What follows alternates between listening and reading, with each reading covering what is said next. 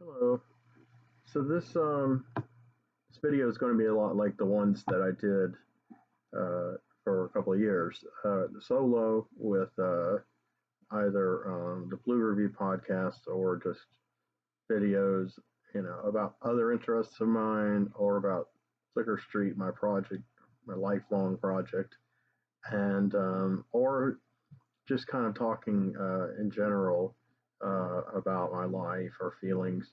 I would say in this video I'm gonna cover try to cover yeah, my life, my feelings, what's been going on with me, and talk about the podcast Deep Images. I meant to do those in two separate videos, but some events have made me go, well, okay, I'll just go ahead and just wrap it all up as part of my, you know, weird karma. So I don't know if anyone can tell, but I've lost almost 20 pounds. So I feel like I look better anyway. Uh, I was 100% dehydrated twice. Been hospitalized twice in the last month. I was discharged on this past Monday. Today's Monday. 1 week ago in the late afternoon, on the 11th, I was discharged. But that was my 10th day there. And then for 2 weeks, I had problems. Even though I had gone to the emergency room prior to those 2 weeks, I only spent 12 hours there that time. But then I was 100% dehydrated. They like rushed me into this room with IV drip. It was like a TV show. It was too good to be true. And when I went the second time, I was pretty much told by this really cynical nurse that it was too good to be true, that I just lucked out because I did go late at night, 3:30 a.m. But this time I went like 1 in the afternoon. My friend Doug Williams took me there, and she was really an asshole about the whole process, and just kind of like talking about all the things that are wrong with our healthcare, things that are out of their hands that they can't do, and they've gotten so jaded and cynical that they don't care. It's sad. It's sad. I'm not saying all nurses are like that. Most that I've met are not like that, but this woman was assuredly of that bent. Universal health care, Medicare for all, universal health care, really. Um, Forget single payer, but that's what I'm for. That's what I've been for.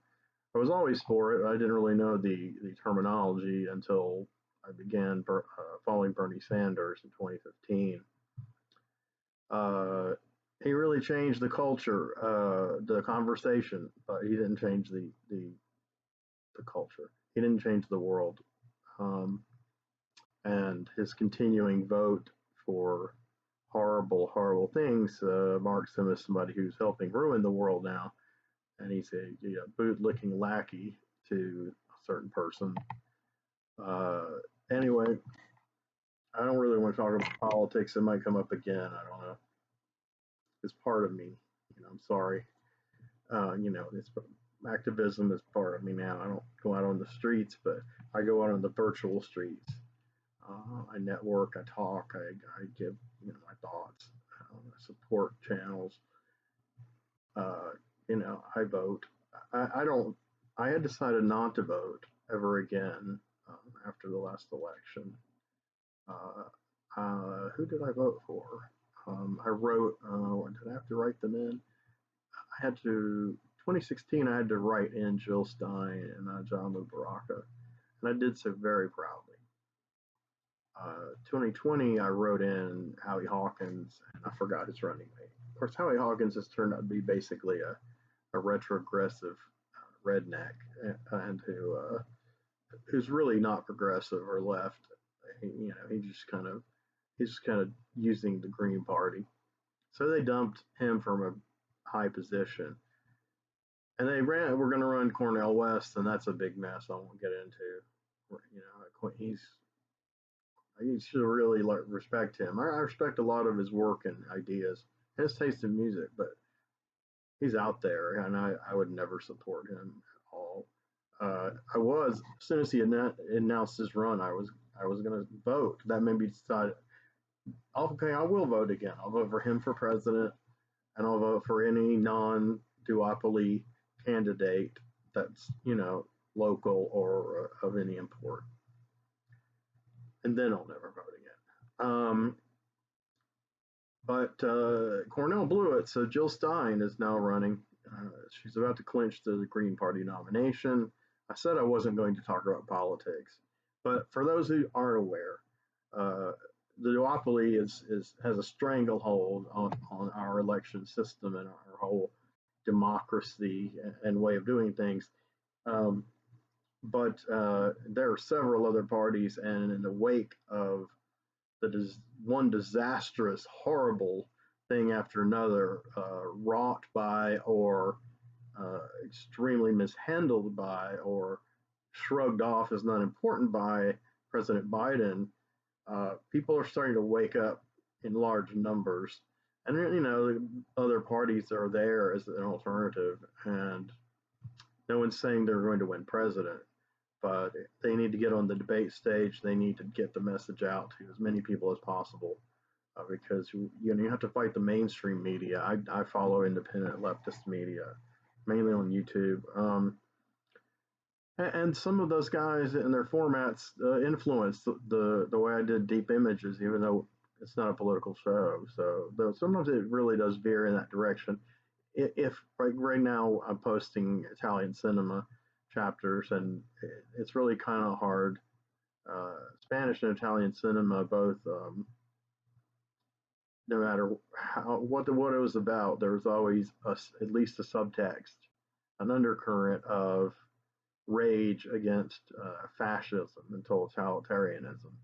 In Italy against the fascists that were, still hanging around, and in Spain with Generalissimo Francisco Franco, who Chevy Chase mocked every week on his news show when he died, and they all celebrated.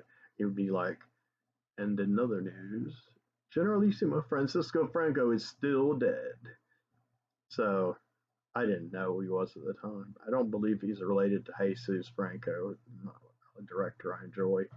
The new Deep Images video, me and Bill Mulligan talk a bit about just Franco.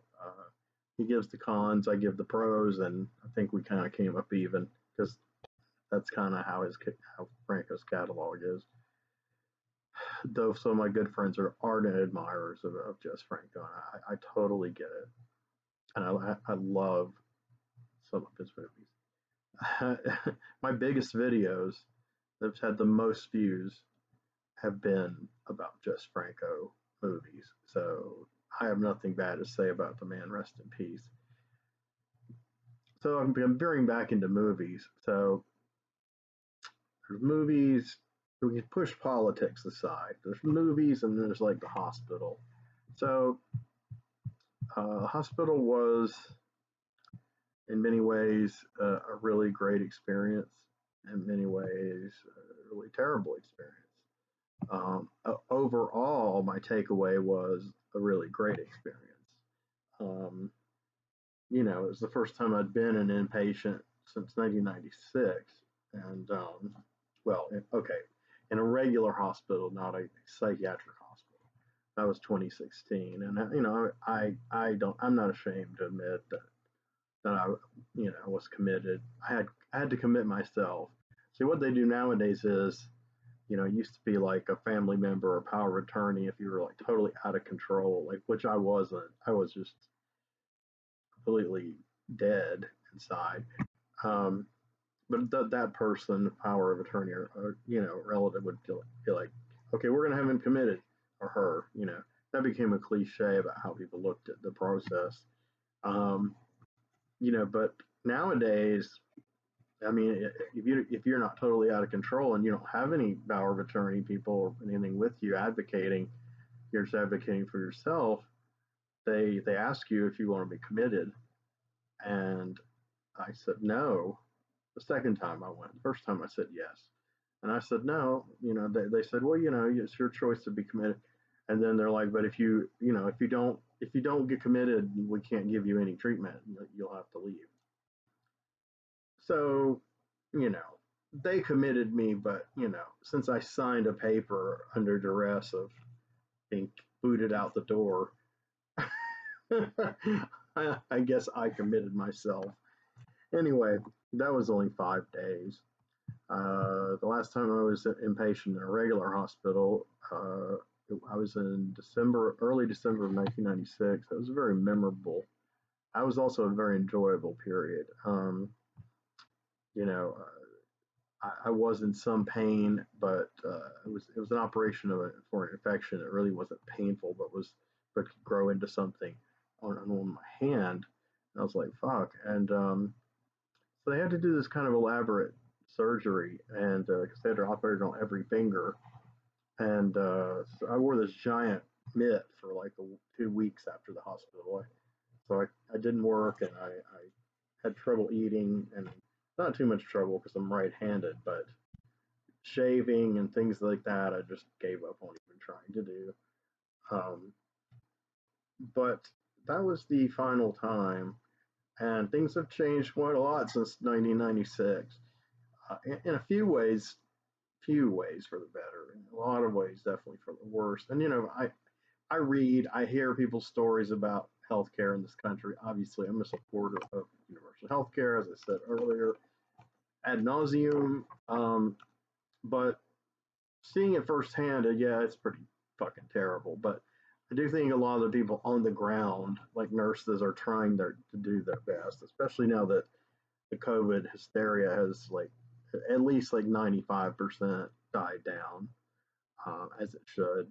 Well, it should 100%, but um, so they're not under that kind of pressure anymore, and they can get on with actually treating other sick patients without just looking for COVID or trying to assign their conditions to COVID. That was a dark period, and so yeah, overall I had a good experience. I can go into more detail another time. I probably will, but because I have some still little tiny stories and anecdotes, and also talk about, of course, the movies I watched uh, during my hospital stay, and I can also talk about the movies I watched at my 1996 hospital stay. I'm going to do that. It was on AMC. I mean, it might have been TCM, but I'm pretty sure it was at the old school AMC. I watched The Great Dynamite Chase for the first time, which I'd wanted to see because it was in one of Danny Perry's kind of called movie books, which were kind of a Bible to a lot of us, and Bibles. He had three volumes. He had Genesis, Exodus, and Leviticus, and um, it was starring Claudia Jennings, who had been kind of an exploitation actress slash sex symbol, whatever, who had died rather young. But anyway, it was disappointing. But I liked aspects of it. I think if I saw it now, I would like it even less. Um, but possibly I would like it more. I'm not sure. I'm not planning on revisiting.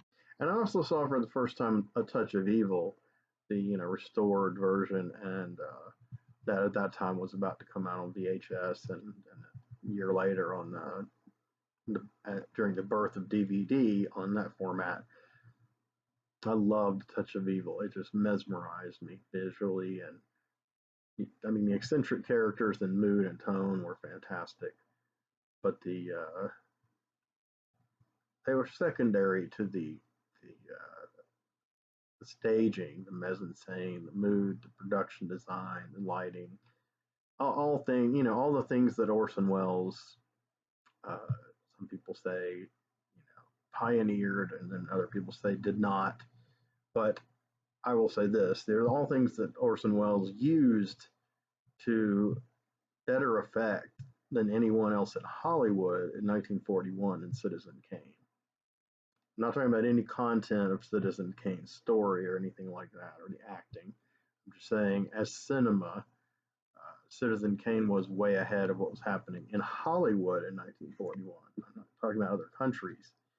Um, and in the podcast, we're gradually doing blocks where we explore other countries' cinema. And I think some of us are learning just as much as hopefully some of you are viewing them. And I hope you'll view the podcast if you're seeing this. You might be more interested in the personality stuff than that podcast, but the podcast does have a lot of personality stuff. It's just a group dynamic now, and I have people to bounce off, and that took me some getting used to. Directing, I never directed. That took me getting used to, and I had networked, I had gathered and led groups of creative people on projects before, but they usually went astray for various reasons. And it was mostly, an ego thing. And sorry, I'm playing with this Red Queen figurine. I have from the Red Queen killed 7 times, which will be covered very soon on our channel.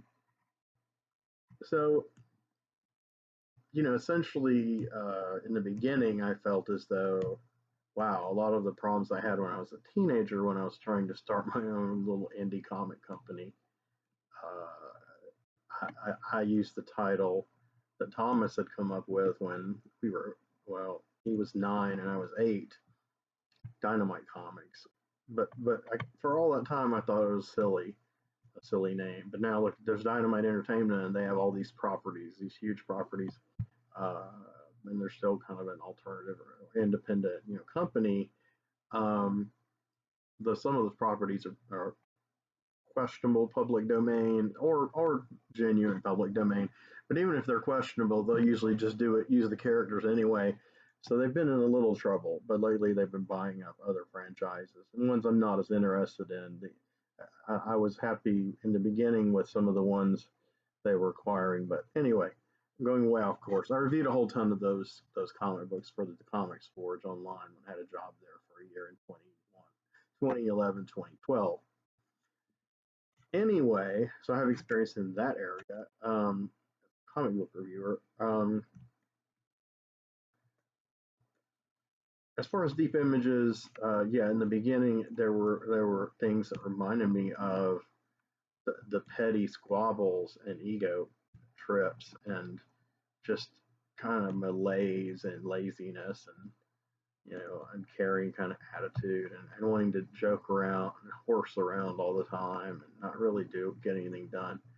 So, when you're like 15, 16 years old, I was a pretty solemn kid, I gotta say. I've lightened up considerably. Of course, I am on some medication that really helps. Um, I was fairly morose, but I was really dead serious about this kind of thing. And I was really disciplined. I didn't work when I was in high school, but I worked on my art every day. Every day I drew. Every day I finished one piece at least. That was pretty nice. And listen to music, and that's when I got into like Black Sabbath, Prince, numerous other bands. Those are two notable ones because of just touchstones with me that happened. Um, Black Sabbath kind of like saved my life. That's a whole other story. Um, but and I was producing the work, but nobody else was producing any work really. My friend JJ was doing doing some creative stuff.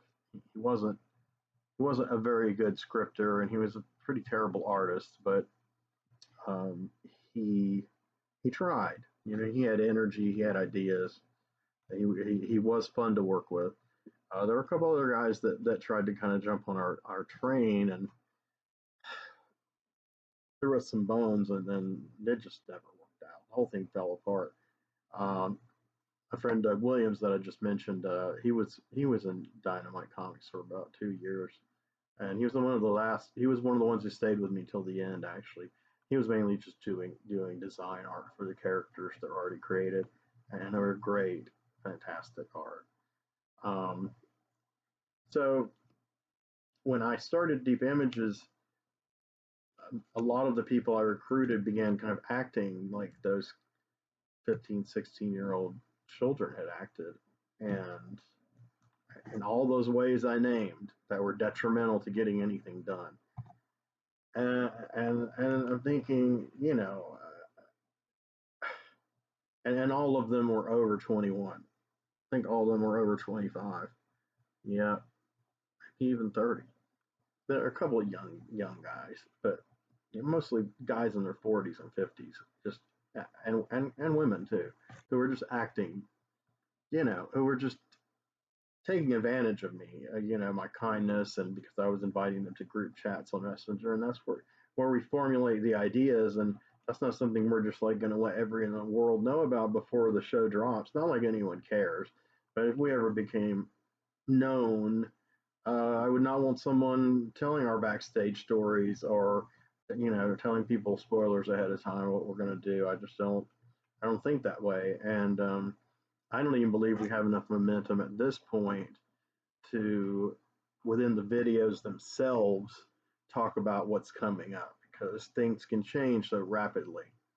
Um, However, once something is solidified, pretty close to it, I will create ads on TikTok. So that it may not be for long. That's another political rant in the making. So, you know, I posted the video I made in the hospital about this. I wasn't going to post it at first. I made it unlisted and just sent it to uh, the Deep Images crew so they could watch. And I think most of them watched it, and one particular said it was really incredible content wise. And then one of our great producers, Dwayne Cochran, a dear friend, he commented on the look of it that he really liked.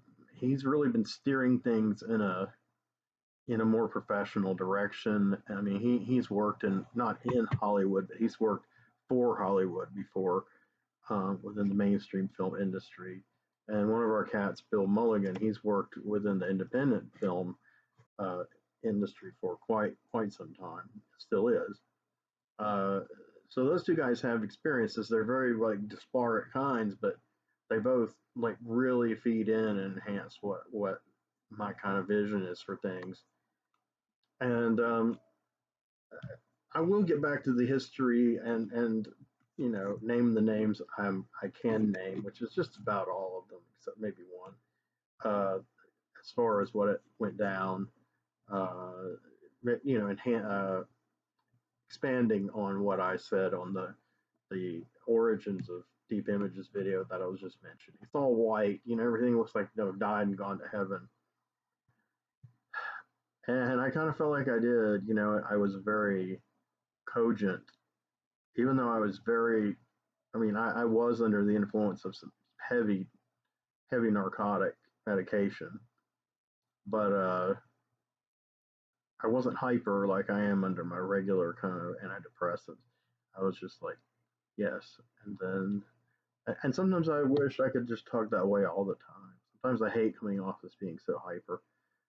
I've been trying to work on it on the group video, but sometimes the energy comes out and I joke around, and sometimes I'm too loud or I fumble and don't say the right thing. I mean, or I do say the right thing and it's funny, but I interrupt somebody by accident when I say it, or go off on some really bad tangent and it gets like into a personal tangent, which really I don't mean like deep personal life like sex or anything, but personal like things that just are way off topic.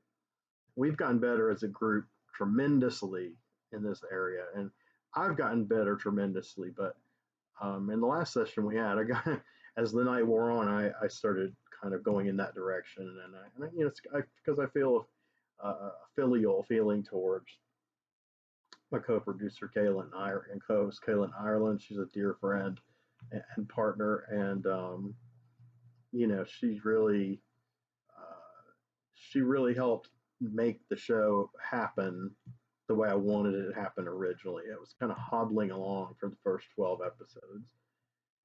Um, and when she brought her energy in, and one of our guys pretty much decided who I had problems with consistency and giving a shit about anything, when he finally settled in and became kind of the permanent guy who just is going to sit in on every single episode. He sat in on 38 episodes.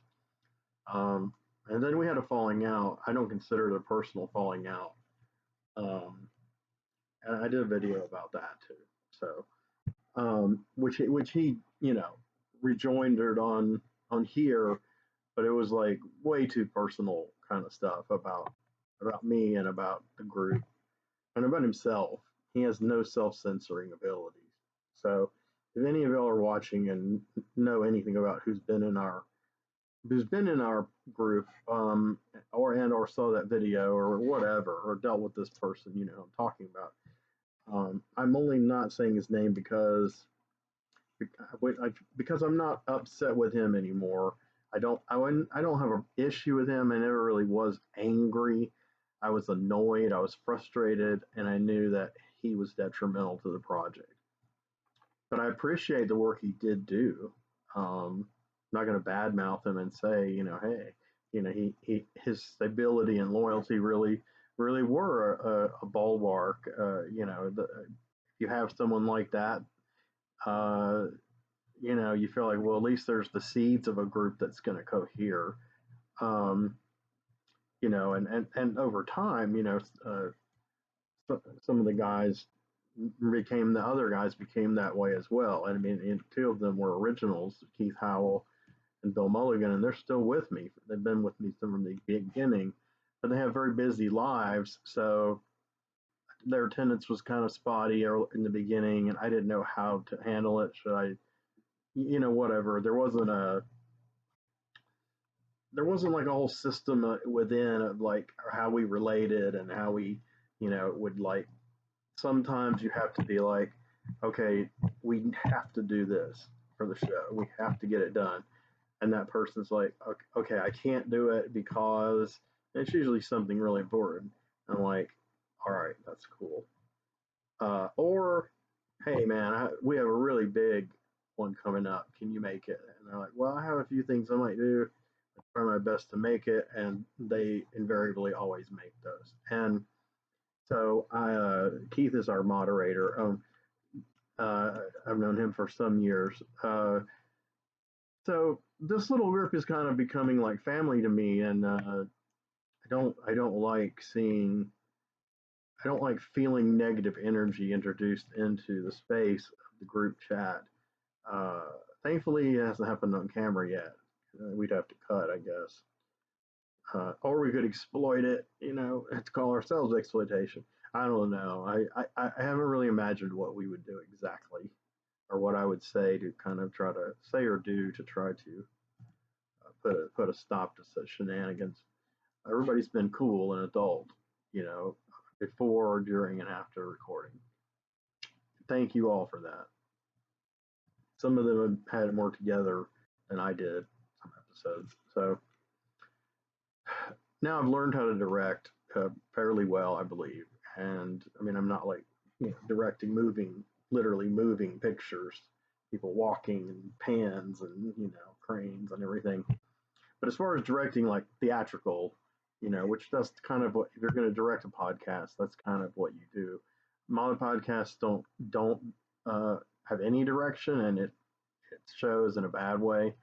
A lot of podcasts do, and it really improves things. You know, um, and some of them don't have it, and it works okay because they're very small, like two or three guys, and that's the mood they want to have, like fan bros, this kind of vibe.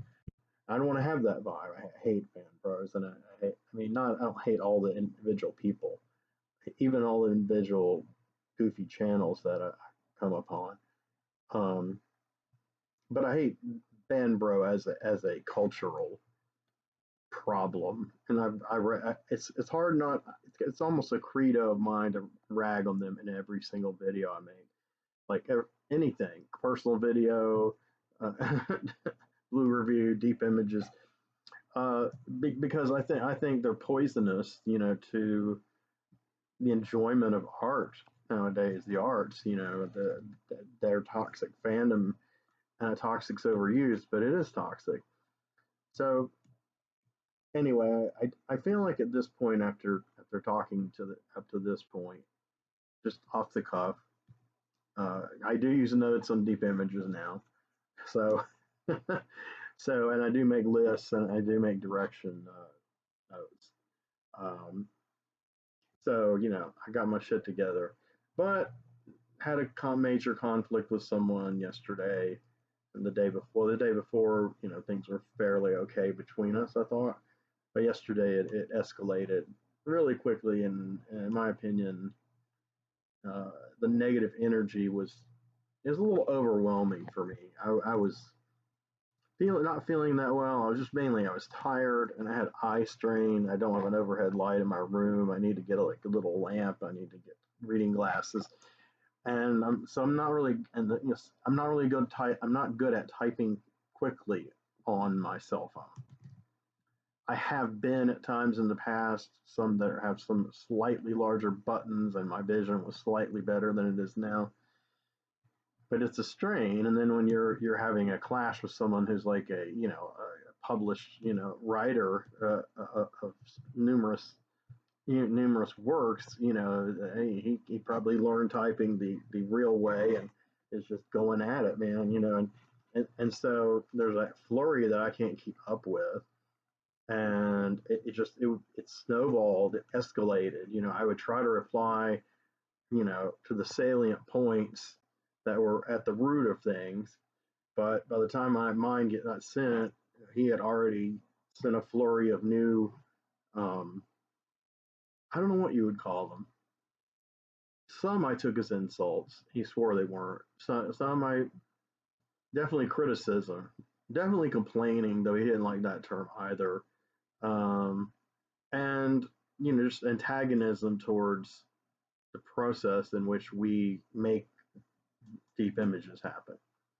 So in the beginning, early days, not in the very very original lineup, but in the early days, it was just like March, I guess, or April, probably April of 2023. When me and Bill White were developing this, uh, and there was a girl I'd known for years named Jennifer. I don't remember her last name now, to be honest. Yes, I do, but I won't say it. No, no, not Jennifer, Heather. And she had just gotten out of the hospital and like lost some weight and was changing her life and her appearance and feeling good about herself. And I'd always known she was really passionate about weird movies and independent movies and horror movies and such. So I just said, hey, would you like to be part of this podcast? Basically, we can just talk about this stuff. I did the same thing with my good friend Shelley Drucker. Uh, but she was totally compatible in those ways. But I believe she had some stage fright. She can speak for herself though, and some personal issues, depression, whatever. That's as far as I'll say. That's her gig, and I still consider her a very dear friend.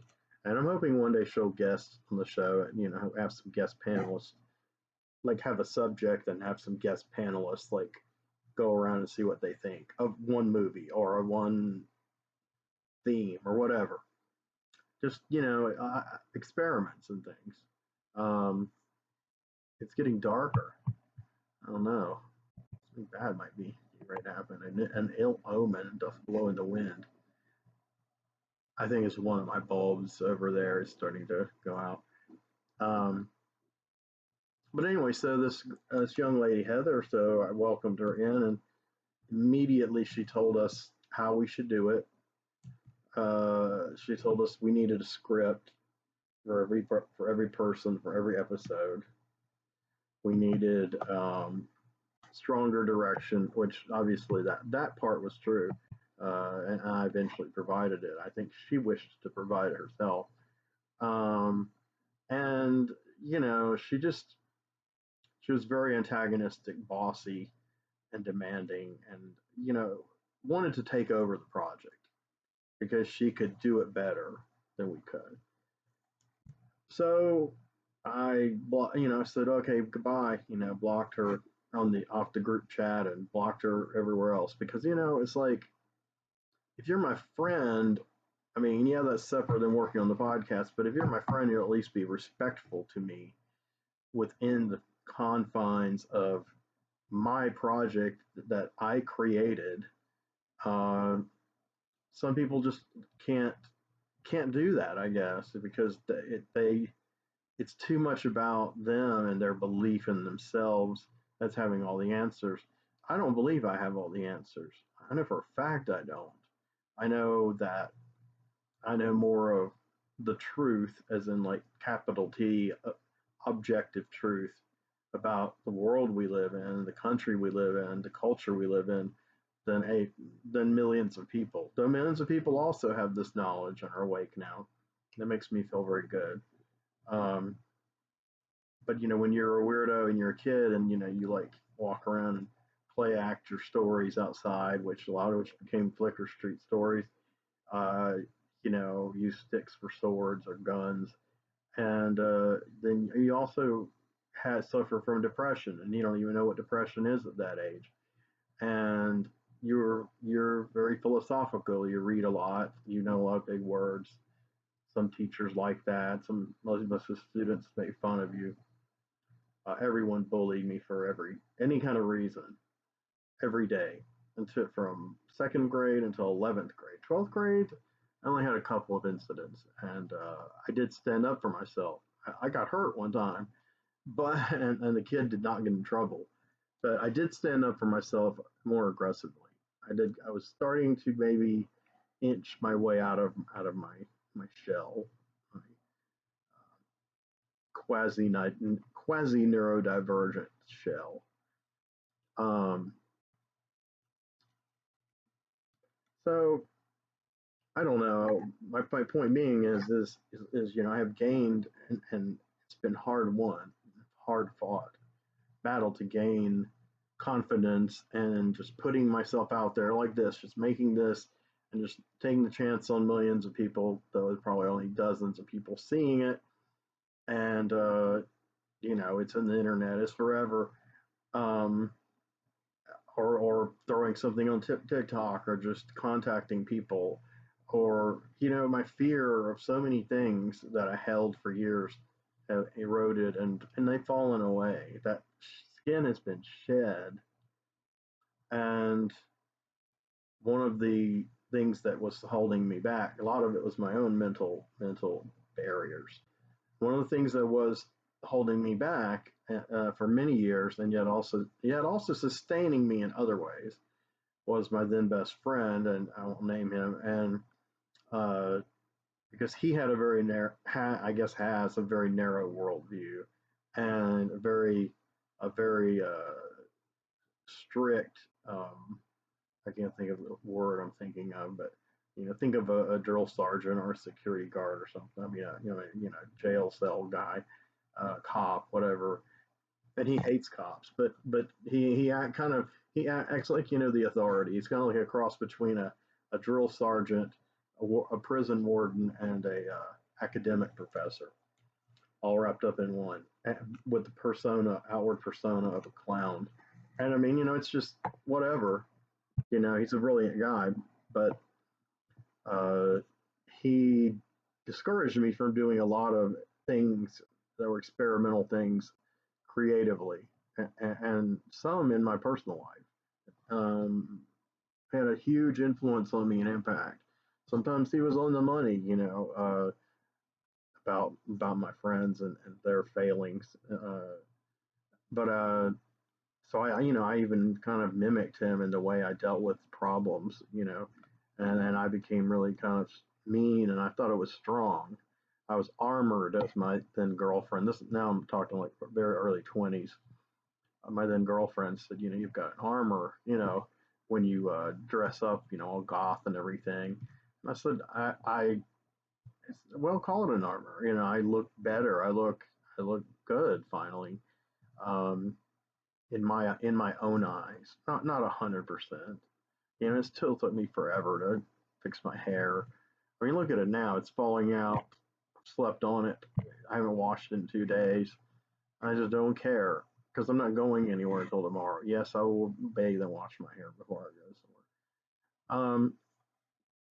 But the thing I'm getting at is my ex best friend really put a lot of things into my path that changed my life, and so in many ways the ways they changed my life were great in some ways and terrible in others, and that's kind of just the way life is.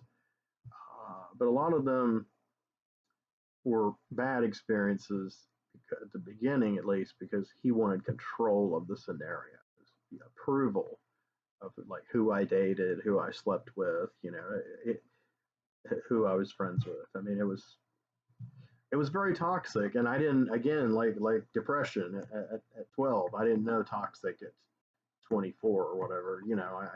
I knew what the word meant, but I thought about biohazards and Return of the Living Dead. I think it was the first time I saw the Return of the Living Dead. I was 24. No, no, I'd actually seen a slightly cut version on TV a few years earlier. It's great. I recommend. He was holding me back a lot, and I can't say my ex-wife was holding me back. Some people have told me that, but I don't see it really that way exactly. I think she and I were kind of in a similar place even up to the end. It's just, she took the dive further down, you know, the decline, and I took a risk, tried to fly, um, uh, taking the incline. Um,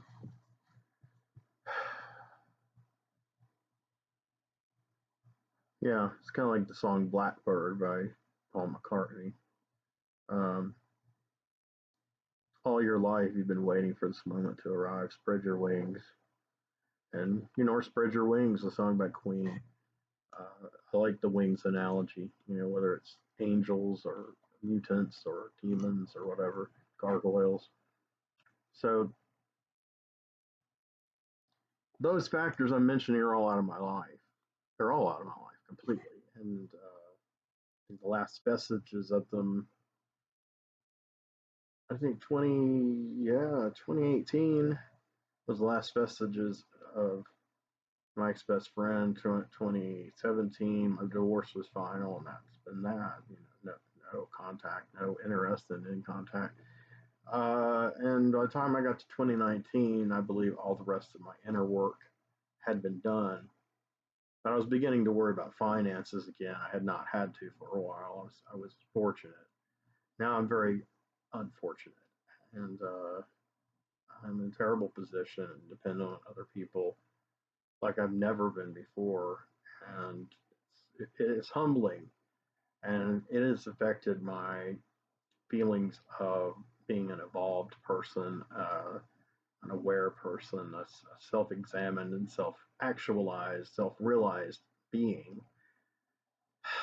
But within me, and when I communicate it in my work, whether it's deep images, Flickr Street, a drawing, my music, though no one really hears that, and I don't spend much time on it.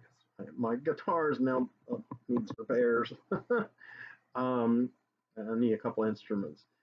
Um, but whatever I do to express that, by writing, whatever, not just Flickr Street, but like, I do write poetry and song lyrics still, and free form kind of automatic writing kind of stuff, or cut ups. But I don't actually cut up the paper anymore. Like William S. Burroughs, Brian Geisen stuff, and um, within all that work, I believe that I am still at that peak level that I was in 2019. But I had to regain it because I basically fell. I've talked about it way too many times on this channel, so I'll try to be under 30. I'll try to be under a minute at least, definitely a minute. My ex fiance suddenly left me in 2019. We were going to be married 3 months later. We shared everything. We were going to go into business together, do art together, support each other's endeavors. Um, we had a strong emotional, intellectual, and sexual bond. We had a very strong esoteric bond. And we were both evolving to a higher stage, and we were both had done it alone and now wanted a partner. Um, Oddly, we for a long time we went parallel directions after she left me. A lot of when I would occasionally find out what she was up to, it was very similar in general to what I was doing, like from making videos to a lot of the occult stuff to the art, to her attitudes and the things she wrote. And then I would long time I would be like, so why are we apart? Why are we not partners in this if we're such kindred souls? But it wasn't just that we weren't partners anymore. It was that she refused to acknowledge I existed anymore. She refused to forgive me. She refused to apologize to me, and she has now, you know, basically, if she had a resume of great loves, I'd have been whited out like wood paper. I've been retroactively written out of her story. And to, I didn't even do that to my ex-wife, and I think when you have that, and I had a strong bond with my ex-wife too, but not nearly as strong as with my ex-fiance. And I think when you do that, it's one thing if you like just don't talk to somebody and that's it, like me and my ex-wife. Or another unfortunate thing is, you hate them and they hate you, and one of them's going to plan revenge against each other. And haven't been in that situation, at least not since I was very young. But it didn't last for long, and of course, nothing good came of it. Um, but to be that way, to have a kindred spirit, soul, and kind of write them out of your story. We all make our own stories, and that's fine, But I know I had an impact on this person's life, but the impact that I feel I had. Okay, this is over a minute. Sorry. Um, that she hates me. She hates me more than any other person on earth. I'm sure. Because the ex lover she had before me, she ostensibly hated them. Well, one was deceased, but she missed him, but she also was aware of his abuse and his negative energy and had no illusions about who he really was. But in recent times, at least what things that have drifted my way, and I've confirmed them and then moved on. And then the last time that's happened has been quite a while, a year and a half. Because she's on Instagram. So occasionally I would check Instagram. But also occasionally I would hear people who did read her Instagram. So, but generally what I try to do is when I do that and I catch up on where she's at, it's really kind of the same place she is as the last time, except she's refining her art and creativity more. But the philosophical things that she's writing to me are not evolving, and to me really don't have what's the end game, what's you know one person can't change the world. You can have these views. I mean, mine and hers are very similar in many, many ways, even still based on the last things I read by her. But she falls back on a lot of self affirmation kind of things that I think are, I mean, it's brave to put them out there, but if you're going to put them out there, be authentic. And I think a lot of her expression, not intended, but I think a lot of her expression comes across as cliche within the world of like new age and witchery and that kind of thing. It does, and what's funny is for me saying that and acting like I'm evolved beyond that, and I believe I am not far beyond it. Not saying I don't ever, you know, knock out work of that nature, but I do. But you know what? No one ever sees it. I don't put it on Instagram. um, but the thing is when she left for a very long time, one of her problems with me was that I wasn't evolved enough, that I had not done the inner work, and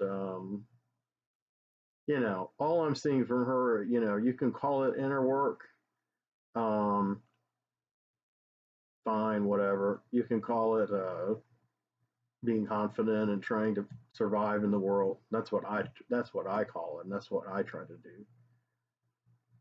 And you may be right about those things applying to this person. Or you can call it utter narcissism, the complete alpha female, you know, I am the world, the flame, the universe, the vessel of all, the goddess, and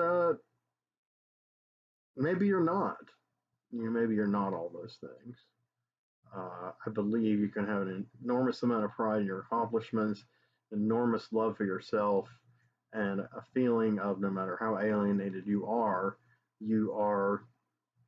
part of the world, and there is a spiritual connection between you and some other people, maybe not many, other creatures, maybe a lot of animals, so like I feel.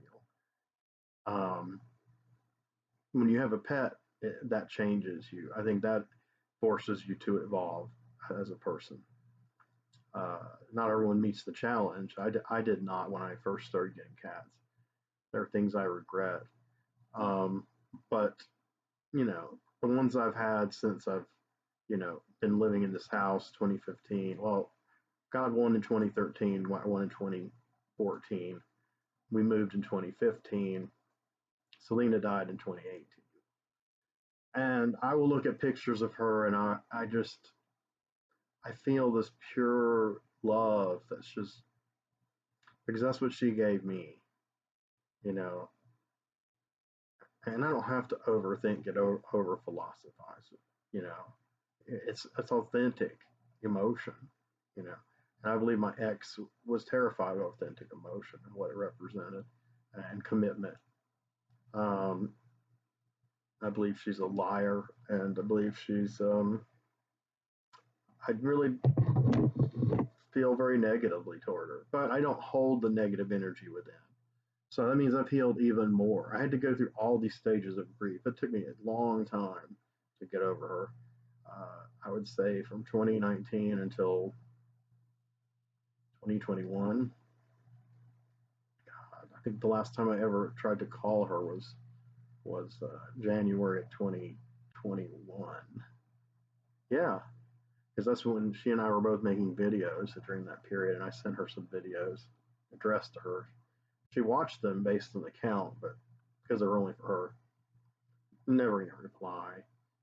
She only replied ever to me once. That was a year earlier than that, and it was, you know, introducing a lot of ideas, but obviously with no intention to talk them out and no desire whatsoever to, acknowledge my existence further, but just to admonish me not to try to find her or talk to her friends. And I did that. I heeded those things. But when COVID came, I got really concerned, and and that was wasted. That was what one of my girlfriends used to call wasted emotions. I wasted emotions worrying, like, why do I need to worry if she's got COVID maybe, or she's suffering? She doesn't give a fuck if I live or die. Why is it always me who has to take the high road? I have taken the high road with that woman, and in other situations so high that I have fallen off the edge of the fucking mountain to my doom, and I'm not going to do it anymore. I'm not going to do it. I'm never going to climb that mountain again.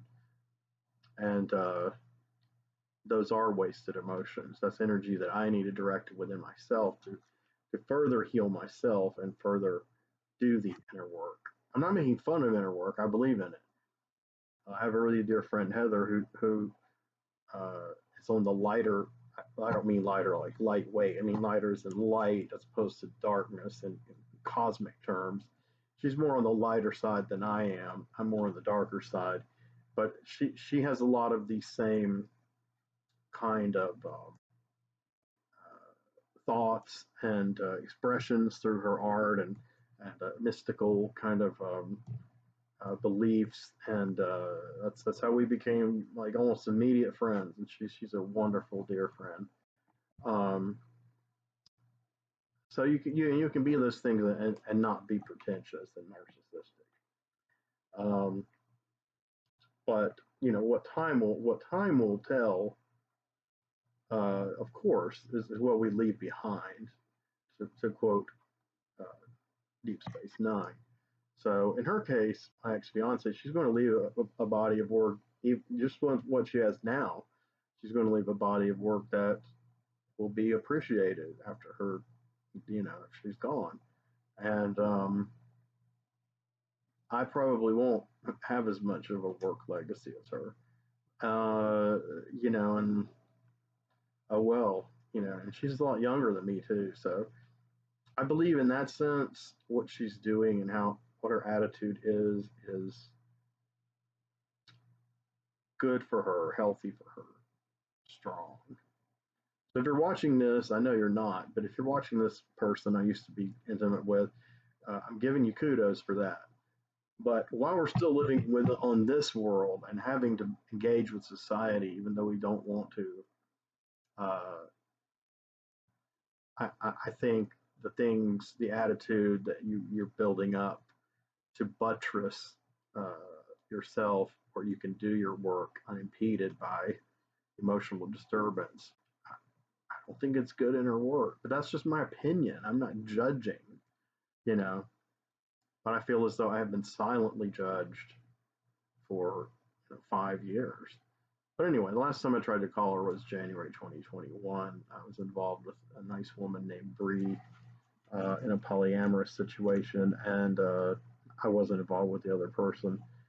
That's the only polyamorous situation I've been in, and we we broke up, and then I felt vulnerable, and tried to call ex fiance one time, and what I said to her was weird because after making those videos and not getting replies, there was this thing that had risen up within me, and I was like, I wish you nothing but well, nothing but I mean, I was talking like some just benevolent, joy, font of joy, which I'm really not generally that kind of person. I mean, I can be happy, I can be hyper, I can be positive, but just to where you feel that kind of just kindness, and not like this tenderness or longing or melancholy attached to it, or like you have loved this person and lost them.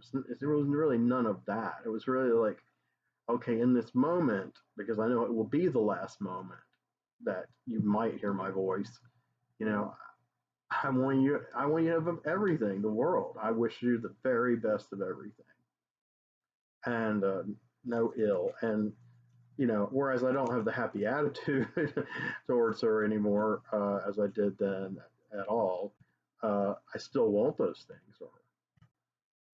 So that's been a diversion here in my story, but there's a point. There's a circular logic, internal logic to this. I mean, I've gone way more off topic in these kind of videos than this. You got to admit.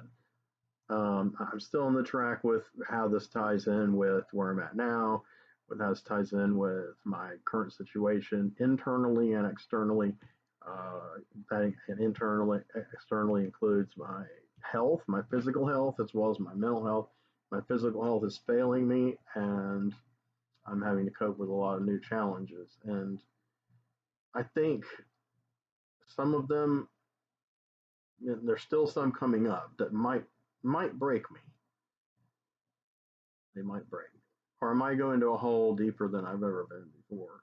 Up here, I mean, I'm in a hole as far as my uh, safety, stability, security, living situation, financial security. I've never been more. My life has never been more tenuous. I'm fairly close to losing everything, and this time, like seriously for real, because I said that a couple of years ago, and I said it because I was afraid if that path continued, that's what would happen, and it would have. But unfortunately, the path began again, and then, when I'm crawling up from the pit, because I was fairly positive from the first half of 2023, but I got in an accident at work that ruptured a disc in my spine. So, the struggle, uh, both medical and legal, over this has just about broken me to bits. But I'm much less depressed than I was a couple months ago. I foresee some dark times, but for now, I'm going to keep creating and I'm going to keep communicating and I'm going to, keep keep taking my meds and keep on my routines and keep watching what I eat. I have to do that now. Uh, and a lot of rituals that mentally ill people need. The cleaning of my house, I've actually finally really started it, but still way too slowly for my own liking. It's like you wake up one day and you're like, why am I living in this hovel? And it's a red alert kind of situation, or I don't know whatever color alert is now the most coded for like super emergency or like a nuclear bomb. That's where my life's at. So um, I'm gonna have some legal problems soon. That'll be I don't know. I don't know what's gonna happen. So yeah, so I've caught you guys up, and I wanted you to know that I'm out of the hospital. I'm doing better physically. I'm still improving with my ruptured disc. So sitting for this long is going to be achy as hell when I get up, but I can do it. Like I do it for the podcast, but generally I don't sit a lot.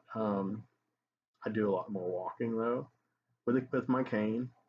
I have a great cane that someone gave me, almost like some magical gift. A black female security guard of all people saw me hobbling around on my dad's old wooden cane that I'd etched Zio into. Zio's my middle name. Um, and it's just a little too short even for me. But I was so attached to it, and but she she found me a fucking awesome looking and functioning cane. It's just amazing. It's all black and silver metal and kind of a crest like thing. Like an old school like the ones that had like an animal's you know snout or a bird's beak. So yes, it was perfect for me. I love it. I don't ever go anywhere without it. And I can walk unassisted in my house for periods of time uh, before it gets to be a bit much. Um, and things are so messy. To be honest, it's easier to try to walk unassisted, and just be super mindful and hold on to things than to try to use the cane because that might trip on something. It'll be easier when the house is cleaned out. Mindfulness I have to do. I have to constantly be in that state. While I was still not at my very worst, but after I'd gotten my first cortisone shot for it, which made me feel a lot better, though I still had numerous problems. But I didn't have this unending, unbearable, agonizing pain that I'd had. Um, I fell backwards down some steps, man. I rolled, tucked my head in, and fortunately didn't hit my head. And there were like fortunately for me and my habits are a bunch of like paper bags and plastic bags and vinyl bags from grocery stores and junk like that were at the foot of the stairs, and they broke my fall. So I mean, I bumped kind of the side of my head, but just very barely. And for a few weeks, I had some real weird kind of vertiginous things. But I get those occasionally because of my medicine, not very often. When I first went on antidepressants, I was dizzy and vertiginous quite a bit. But my overall, I believe my balance it is slowly eroding my sense of balance. So I have to concentrate and be ever more mindful. And mindfulness is good, you know. Um, so that's enough boring stuff out of me. That's enough to depress you for the rest of the week. But just wanted to touch base with anybody who cares and kind of explain some things. Um, I had really wanted to talk about a really bad experience I had yesterday, but I think if the person I had the bad experience with was watching this, which may or may not happen, uh, they would expect that I would be like, no, okay, I'm not, but I'm not going to talk about this. It's just not really something, you know. But if you're watching, you're wrong. I am going to talk about it. I'm not going to mention your name exactly, and because I feel like there's a level of, again, it has to do with building that strength in yourself and around yourself when conflict and negative energy come at you and being ready to deal with it. You have to develop that stuff when you've been bullied and tormented and abused. And that's how I am. And I can be extreme about it. Not extreme like when I was young, like screaming and yelling and hitting things. But extreme is in very cold, very hard, and sometimes very cruel in my words to the person who is visiting the negative energy upon me. Um, this is what survivors of trauma often have to do to heal. Um, so, uh, I don't believe that person owes me anything. I don't believe there's any, you know, thing we need to talk about it or any more apologies or any of that. I don't think that's necessary. But I think what is necessary is I want to use it as a cautionary tale about my podcast because one of my producers today brought up some things that made me think a lot about the situation and the kind of situations and why they're happening. Because this is, it's been a long time since one's been this bad. But there was another kind of crazy one recently, but it was ultimately harmless. But I did have to be super, super blunt with this person, and I don't think they're going to work out as someone we can work with. We're going to find out tomorrow. But this newer gentleman, it seemed like great, synchronicity, but I was shocked. I was shocked at a lot of the behavior of this person when I put them in the group chat. It was a different. It was just as. I don't know. But anyway, I do want to talk about it more because I've actually kind of created a little story around it. I don't mean a story as in fictional because I'm going to tell the truth about all of it, the real truth, uh, as opposed to what may be said by other people to other people, or may not be said. Maybe no one cares and has moved on but me. And I'm about to move on, but I feel like I need to talk about it publicly, not just to my therapist or close friends or producers. I feel like I need to be able to say, hey, you know what?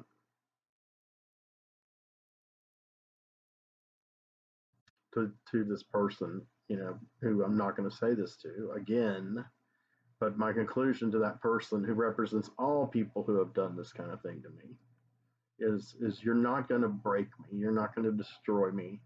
You're not.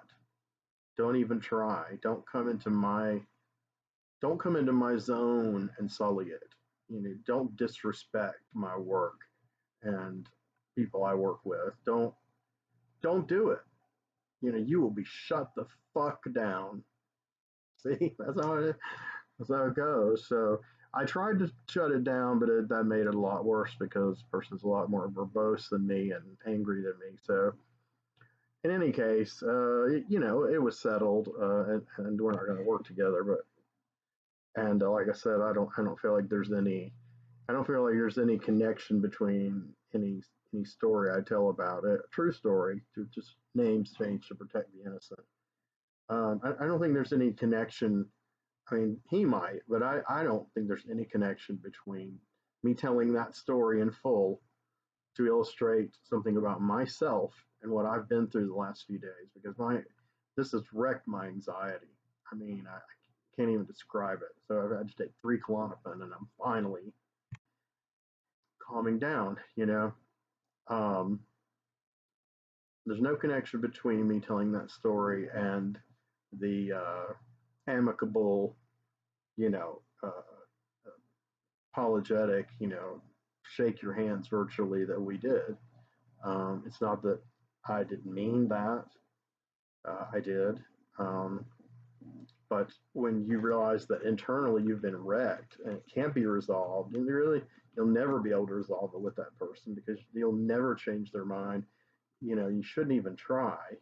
You'll never get through to them. I did get through to him on some things, and he was regretful for, but not enough work to where he really could respect what we're doing, our system. And she said some outlandish things about it, but I've got to share them because they're out of control. But they're funny. But it's funny the things people will do to hurt you, and they don't know they're trying to hurt you. It's just they're used to trying to hurt people, and I don't even know if it's that, but it's like that woman Heather I mentioned. That's why I talked about her a half hour ago.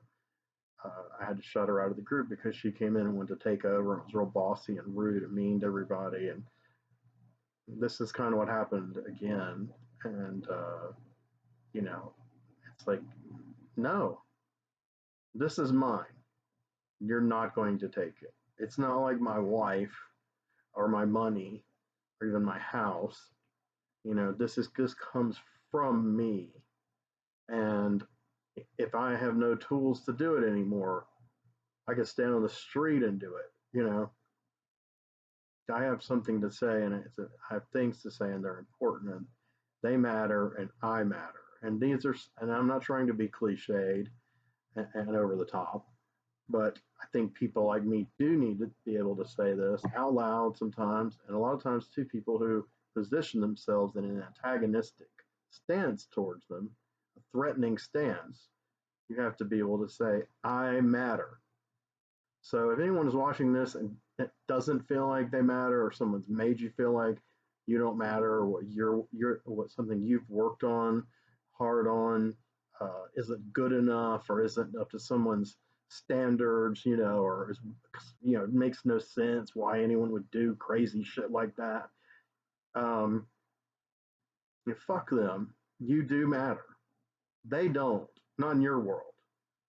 So that's my uplifting. That's my self affirmation and my uplifting affirmation to whoever's watching that needs it. So to those people, you are loved, and to people in my life, you are loved too. To the people who,